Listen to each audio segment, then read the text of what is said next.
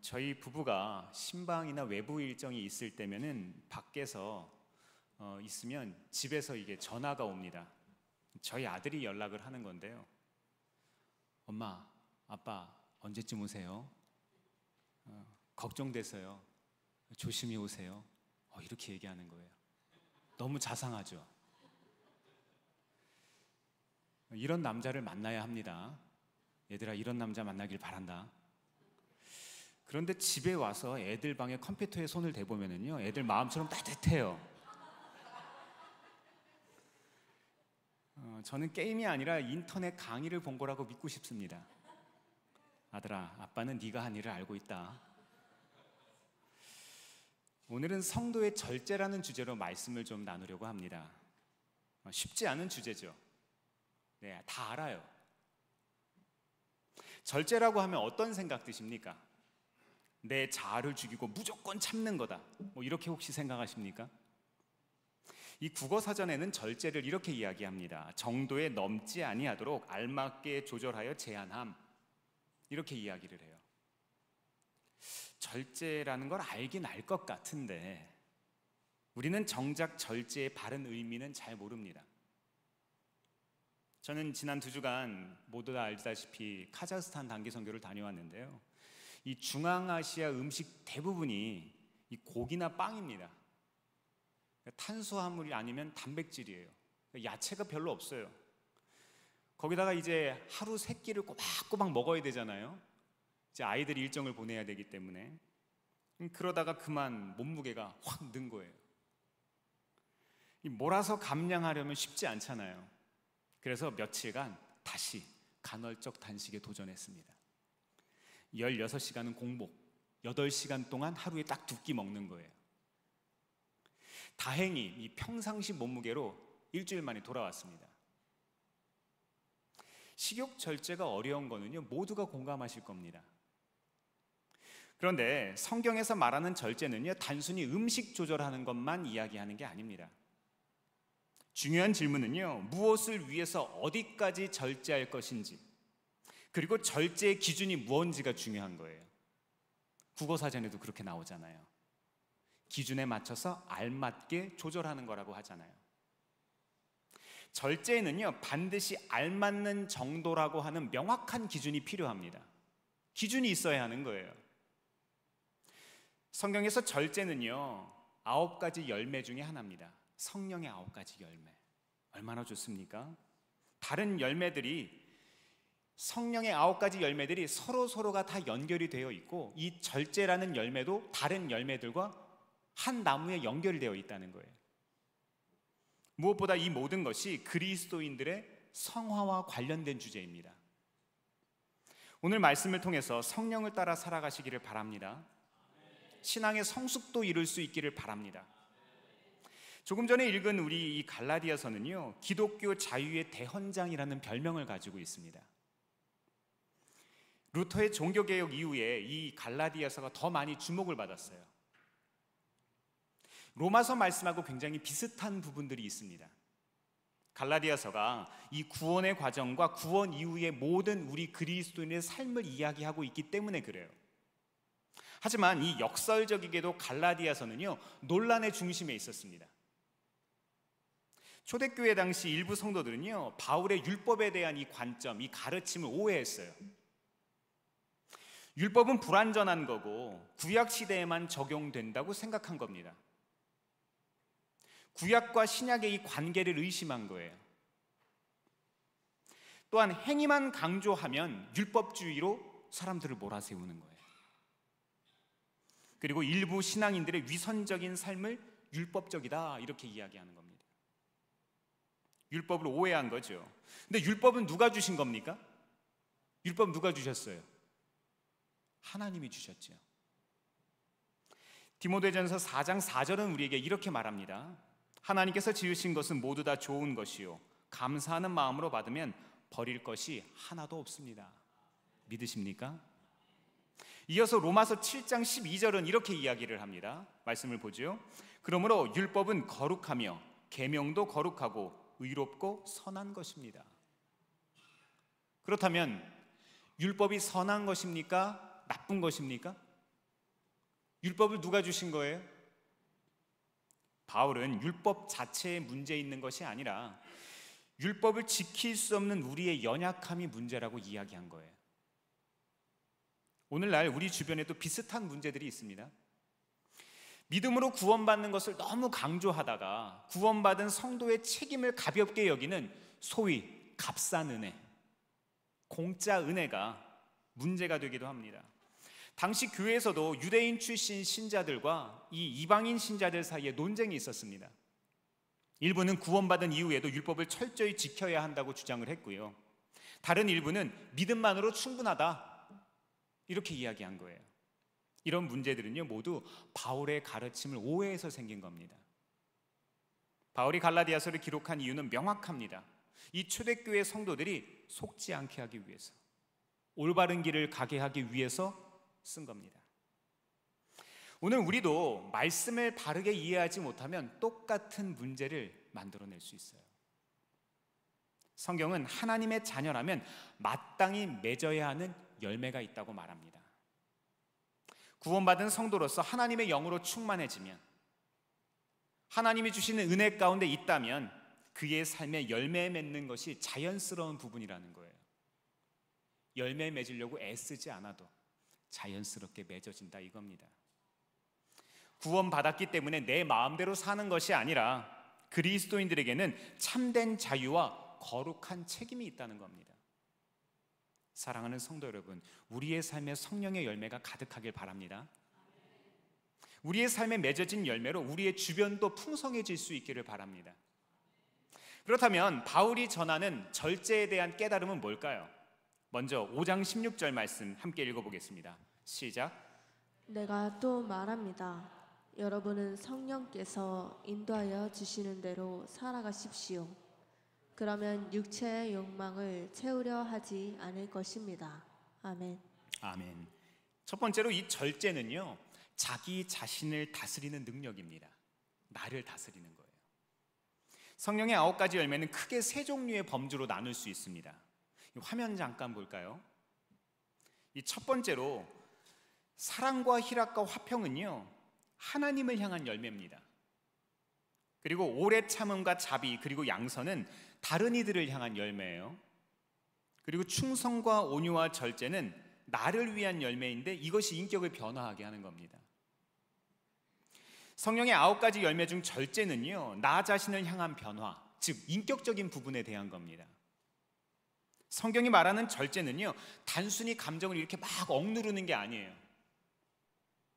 내 마음과 욕망과 내 행동을 하나님의 뜻에 맞게 조율하는 것을 뜻합니다.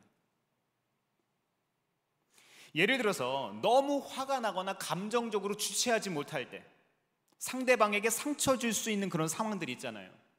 그럴 때 잠시 멈추고 하나님의 뜻을 구하는 거예요. 요즘 세상을 보면은요, 우리 생각과 마음을 사로잡는 게 너무 많습니다. 도로에만 나가봐도요, 어떻게 운전면허를 땄는지 모를 것 같은 사람들이 막 돌아다녀요. 그럴 때 순간적인 충동을 따르지 않고 하나님 앞에서 바른 선택하는 것, 이거 정말 좋은 태도입니다. 이게 절제예요. 눈앞에 보이는 당연한 이익이 아니라 하나님 보시기에 더 옳은 길을 택하는 것, 이게 믿음 있는 사람이잖아요. 이번 단기 선교 때 일입니다. 우리 전도사님, 세계적인 전도사님인 거 다 아시죠? 우리 조금 전에 어린이 찬양단 어떠셨어요? 대단하죠? 어린이 예배 드릴 때 혹시 가보셨습니까? 제가 교회 CCTV를 일부러 한번 돌려봤어요. 그랬더니 어린이들이 어린이 예배를 드리는 시간에는 앞에 모두 다 뛰어나가서 찬양을 해요.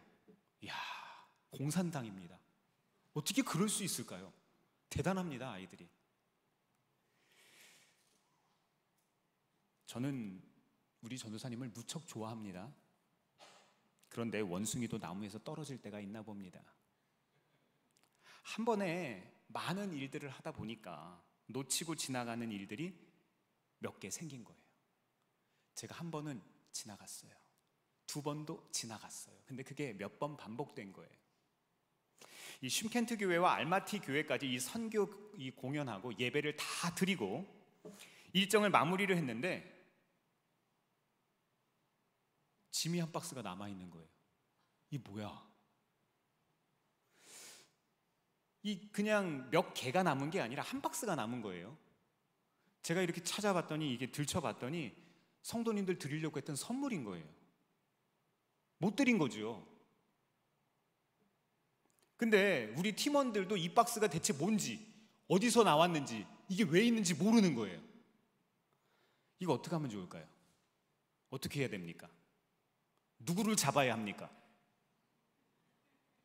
애써 준비해간 선교 물품이 낭비되고 있었는데, 이거 여러분이면 어떻게 하시겠습니까? 1번, 이미 벌어진 일인데 그냥 지나간다. 2번, 불같이 화를 내고 혼을 낸다. 저 어떻게 하겠어요? 2번이 더 크게 들립니다. 그런데 이때 마침 모든 팀원들이 일정을 다 거의 끝마무리 될 쯤 피곤이 최고조에 있을 때였어요. 본능적으로 화가 나려고 하는데 하나님께서 제 마음에 말씀하시는 거예요. 감정이 아니라 말씀 따라가야지. 아직 너의 태도는 선택할 수 있어. 그래요. 화가 나는 감정은 내가 선택할 수 없었죠. 하지만 그 다음에 일어날 일은 제가 선택할 수 있었습니다. 부끄럽지만 당시 제 감정은 화가 나 있는 상태라서 잠시 고민되었지만 하나님이 기뻐하시는 쪽을 이를 악물고 선택했어요. 애써 웃으면서 선교사님께 남은 물품을 드리고 가, 이렇게 이야기했습니다. 근데 놀라운 일이 생긴 겁니다. 잠깐의 제 표정과 말 한마디에 팀의 분위기가 달라지기 시작한 거예요. 모두가 보고 있을 때, 남아있는 물품이 제 눈에 띄었을 때 모두가 보고 있었거든요. 긴장했을 거예요. 이야, 무슨 일이 생기겠다. 덕분에 다음 일정이었던 식사도 즐겁게 했습니다. 너무 맛있게 먹었어요. 그날 사역도 잘 마무리할 수 있었습니다. 알마티 가면 꼭 양고기 드세요. 맛있습니다. 저는 제가 잘했다고 드러내는 게 아닙니다. 진짜 절제라는 것은요, 구원받은 사람이라면, 하나님의 인도하심을 받은 사람이라면 누구나 할 수 있다는 것을 말씀드리는 거예요. 하나님께서 우리 마음 가운데 말씀하세요. 우리는 절제를 통해서 나뿐만이 아니라 우리의 공동체, 나아가서 우리 세상을 다스릴 수 있는 능력을 얻게 됩니다. 사랑하는 성도 여러분, 감정이 태도가 돼서는 안 됩니다. 예수님의 이름으로 우리의 감정도 다스릴 수 있기를 바랍니다. 어쩔 수 없는 일이 있어도요, 하나님의 뜻이 아니라면 멈춰설 수 있어야 돼요. 믿음을 가지시길 바랍니다. 하나님은요, 자녀들에게 가장 좋은 것을 주길 원하시는 분이세요. 절제는요, 억울한 일들이 가득한 이 세상을 살아가는 하나님의 자녀들에게 무엇보다 필요한 능력입니다. 하나님의 뜻은요, 우리가 상황에 지배당하지 않고 상황을 지배하길 원하십니다. 두 번째로 영적 이 절제가 주는 깨달음은 무엇일까요? 절제는요, 관계를 건강하게 합니다. 갈라디아서 5장 17절 말씀입니다. 함께 읽겠습니다. 시작. 육체의 욕망은 성령을 거스르고 성령이 바라시는 것은 육체를 거스릅니다. 이 둘이 서로 적대 관계에 있으므로 여러분은 자기가 원하는 일을 할 수 없게 됩니다. 아멘. 아멘. 이 절제는 나뿐만이 아니라 다른 사람들과의 관계에서도 매우 중요합니다. 화가 나거나 상처 줄 상황에서 우리가 어떻게 할 수 있겠습니까? 그때 절제하면은요, 이 말과 행동을 조율해서 우리의 모든 주위의 관계를 평화롭게 합니다. 부정적인 감정에 휘둘리지 않고 성령의 열매와 연결되어서 건강한 관계를 누릴 수 있습니다. 이 심리학 역사상 가장 오래된 연구가 하나 있는데요, 이 하버드 성인 발달 연구라는 게 있습니다. 이게 1938년부터 75년 동안 한 연구인데요, 이 수백 명의 삶들을 추적하면서 무엇이 사람을 행복하게 하는가라고 연구를 한 거예요. 무엇 때문에 이 사람이 행복하지? 무엇을 통해서 이 사람은 기쁨을 누리지? 뭐 이런 것들을 추적한 겁니다. 연구진들은요, 처음에는 돈이나 명예, 건강, 사회적 성공 같은 것들을 잘 살펴봤어요. 근데 이 사람들이 결론에 이르렀습니다. 뭐예요? 결론은 의외로 단순했습니다. 좋은 관계가 사람을 결국 행복하게 하더라는 거예요. 그런데 좋은 관계라는 거는요, 한순간 생기는 게 아닙니다. 그렇죠? 말씀처럼 사랑하고 기뻐하고 평화를 이루고 인내하고요, 자비를 베풀고 신뢰하고 온유하고 절제하는 모습들이 쌓여야만 가능합니다. 이런 관계를 만드는 성품이 바로 성령의 열매라는 거예요. 독일에서는 노년층을 위해서 실버 코하우징이라는 주거 모델이 운영되고 있습니다.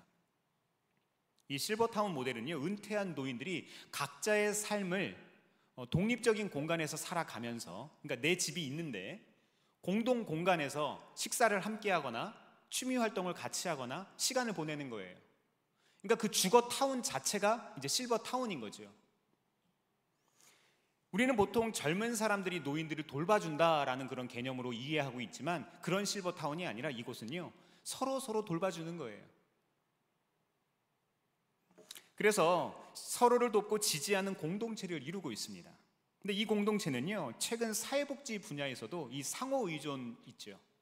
이 상호 의존적 이 모델로 굉장히 주목을 받고 있기도 합니다. 그런데 이런 공동체 생활에서 가장 중요한 덕목 뭘까요? 뭐겠습니까? 절제겠죠. 공동공간에서는 내 편의만을 앞세우지 않고 서로를 존중해야 공동체가 당연히 유지됩니다. 자연스럽게 내 상황만이 아니라 상대방을 배려하는 훈련을 여기 타운에서 살아가면 자연스럽게 하게 되는 거예요. 이런 절제 때문에 독립적이면서도 상호 의존적인 삶이 가능한 겁니다. 처음엔 불편했는데 서로 간의 갈등이 서서히 줄어듭니다. 그리고 신뢰가 쌓입니다. 그리고 이 공동체 내에서 건강한 관계가 계속 유지되기 시작합니다. 무엇을 통해서요? 훈련을 통해서. 만약 누군가가 계속 자기 중심적으로 나 때는 말이야, 나는 이런 사람인데 말이야 라고 하면서 계속해서 살았다면 어떻게 되겠습니까? 불화와 갈등으로 유지될 수 없을 겁니다. 결국 이 실버 코하우징 사례는요, 이 절제라는 것이 공동체를 건강하게 하고, 그리고 결국 누구도요? 나도 건강하게 한다는 것을 의미합니다. 사랑하는 성도 여러분, 절제란 나를 위한 것만이 아니라 모두를 위한 겁니다. 때때로 찾아오는 참을 수 없는 상황들 있잖아요. 절제할 수 없는 상황. 이런 상황에서도 한 걸음 물러나서 하늘의 관점에서 이 땅을 한번 내려다보세요. 이 상황을 주관하고 계시는 하나님에 대한 믿음이 있다면, 하나님에 대한 신뢰가 있다면 한 번만 더 기도를 해보세요. 잠시만 해보라고요. 우리는 서로의 신뢰와 평안을 지킬 수 있습니다. 세 번째로 절제가 주는 영적 깨달음 뭘까요? 절제는요, 삶의 균형을 이루게 합니다. 갈라디아서 5장 22절에서 23절 말씀 같이 읽어보겠습니다. 시작. 그러나 성령의 열매는 사랑과 기쁨과 화평과 인내와 친절과 선함과 신실과 온유와 절제입니다. 이런 것들을 막을 법이 없습니다. 아멘. 조금 더 제가 뒤에를 읽어드리면요, 그리스도 예수께 속한 사람은 정욕과 욕망과 함께 자기의 육체를 십자가에 못 박았습니다. 이렇게 이야기합니다. 절제는요, 우리 삶 전반에 걸쳐서 균형을 이루게 합니다.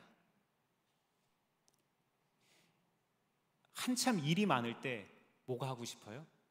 휴식하고 싶죠. 한참 우리가 말만 하는 것이 아니라 무엇이 동반되어야 하죠? 행동이 동반되어야 하죠. 또 생각이 중요한 것만큼 무엇도 중요합니까? 감정도 중요하죠. 절제는 여기 사이에서 조화로운 선택을 할 수 있게 합니다. 또한 하나님의 뜻과 나의 욕구 사이에서 균형 있는 결정을 내릴 수 있게 합니다. 절제는 앞서 말씀드린 것처럼 다른 성령의 열매들과 긴밀하게 관계를 가지고 있어요. 다 연결이 되어 있습니다. 모든 성령의 열매들은요, 그러니까 이것을 바꾸어 말하면 절제와 함께 할 때 성령의 열매가 더 빛을 발한다는 거예요. 더 진실하고 더 풍성하게 나타납니다. 우리는요, 절제를 통해서 성령의 열매가 조화롭게 삶에 맺히도록 할 수 있습니다. 그렇다면 구체적으로 이 절제를 어떻게 우리의 삶에 적용할 수 있을까요? 어떻게 하면 될까? 먼저 하루를 시작할 때 우리의 계획 그리고 선택을 조율하는 겁니다. 이렇게 한번 해보세요. 오늘 이 하루 동안 해야 할 일들을 쭉 적는 거예요. 그리고 내 일정을 하나님 앞에 공유하는 겁니다.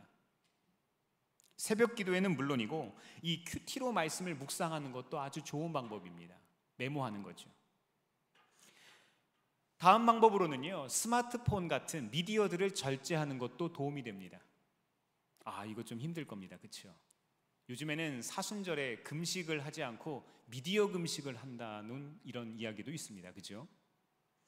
우리는 너무 과도한 정보에서 살아갑니다. 그래서 너무 정보가 많아서 옳고 그름을 분별하기가 어려워요. 뭐가 맞는지, 뭐가 틀리는지. 그래서 때로는 단순한 삶의 패턴이 영적 유익을 가져다 줍니다. 다음으로는 감정을 기록하고 돌아보는 거예요. 어떻게 보면은요, 영성일기 같은 것들을 쓰는 겁니다. 내 하루를 돌아보고 쭉 작성을 하는 거죠. 화가 나거나 마음이 불편할 때 글을 쓰면서 하나님 앞에 내 마음을 다스리는 겁니다.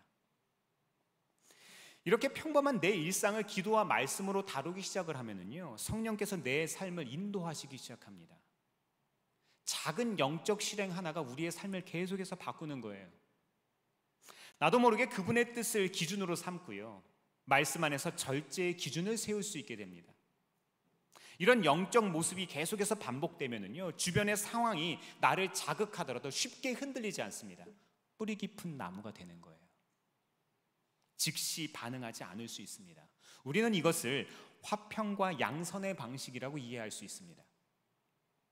이 수준에 이르면은요, 이 절제는 하나님과의 이 장기적인 관점에서 열매를 맺게 됩니다. 1960년대 후반에 미국의 스탠포드 대학교 부설 이 빙 유아원에서 실험을 했습니다. 마시멜로 테스트라는 것을 했는데요, 책으로도 나와 있습니다. 아주 재미난 실험이었습니다. 만 4세에서 6세 이 유치원 아이들을 데리고서 이 마시멜로나 쿠키, 프레첼 같은 것들을 두고 15분 동안 먹지 않고 참으면 하나를 더 주는 거예요. 지금 먹으면 한 개인데 15분을 참으면 2개를 주겠다고 이야기한 거죠. 처음에 약속을 한 선생님은 이제 밖으로 나갑니다. 방 안에는 아이하고 과자만 남아있는 거예요. 귀엽게도 아이들이 무척 괴로워합니다. 어떤 아이는요, 과자를 쓰다듬고, 어떤 아이는 과자 주위를 빙빙 돌고, 머리를 잡아당기는 애도 있고요. 실험 결과 평균적으로 70%의 아이들은요, 3분을 넘지 못하고 과자를 살해해버렸다고 합니다. 실험 후에 이 1981년도부터 실험 참가자 아이들에 대한 대대적인 추적 관찰 조사를 시작했습니다. 과자를 먹지 않고 의지력이 강했던 애들이 있죠. 얘들은요, 학업 성취도, 자아 존중감, 이 스트레스 관리 등의 모든 능력들이 평균보다 높게 나타났습니다. 이 실험의 주관자였던 윌터 미셸 박사에 따르면은요, 이런 자제력을 후천적인 노력으로도 키울 수 있다고 이야기합니다. 이게 뭐예요? 오늘 갈라디아서 5장의 말씀입니다. 오늘의 말씀과 너무 잘 맞닿아 있잖아요. 맞습니다. 절제는요, 타고난 기질이 아닙니다. 어쩔 수 없는 게 아니에요. 성령의 역사와 훈련을 통해 길러지는 성품입니다. 마지막으로 절제에 대한 말씀을 우리 함께 고백해 볼까요? 잠언 25장 28절입니다.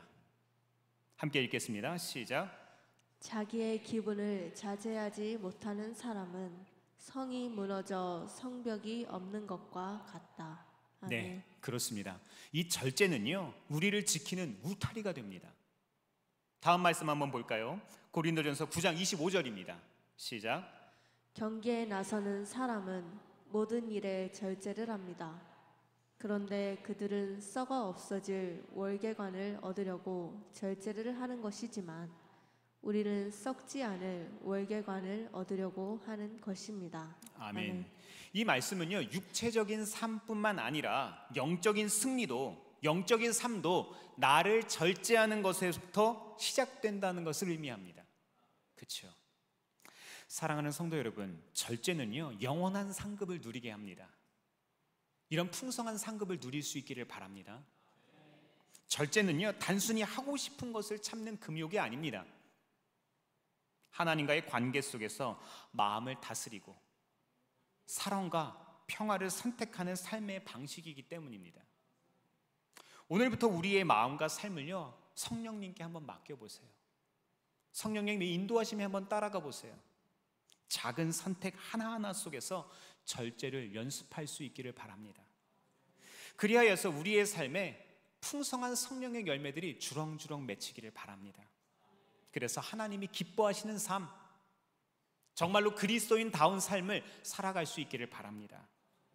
이번 한 주 살아가시면서 절제를 우리의 삶에서 연습하고 훈련하고 적용할 수 있기를, 그래서 성령의 열매가 풍성히 맺어질 수 있기를 주의 이름으로 축원합니다. 기도하겠습니다.